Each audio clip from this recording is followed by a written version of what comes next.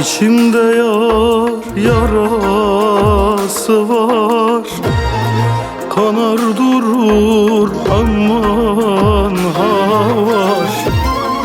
İçimde yar yarası var, kanar durur aman var.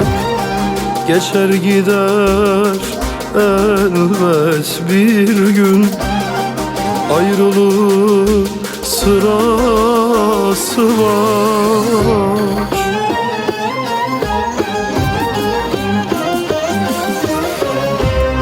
Zannetme ki unutamam, bu gönlümü avutamam. Ateşlerde yansan bile gönül yara saramam.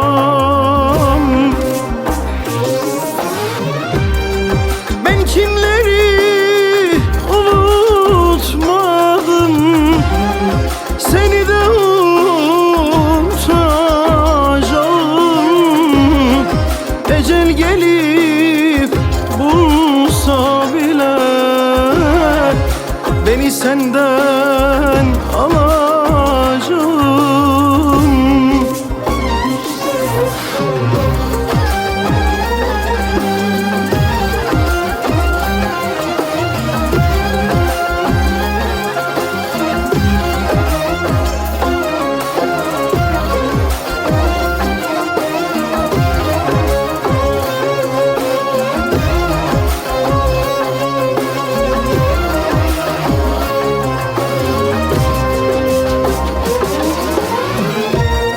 Sen istedin ey sevdiğim, ayrıldı bak yollarımız.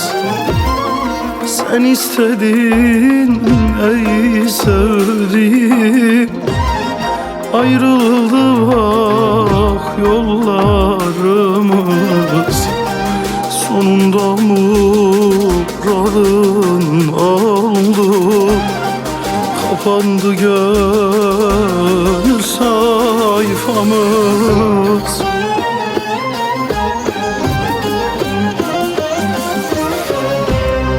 Zannetme ki unutamam, bu gönlümü avutamam.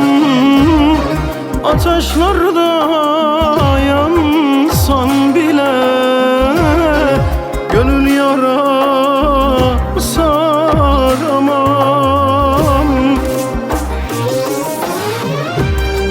Ben kimleri unutmadım, seni de unutacağım. Ecel gelir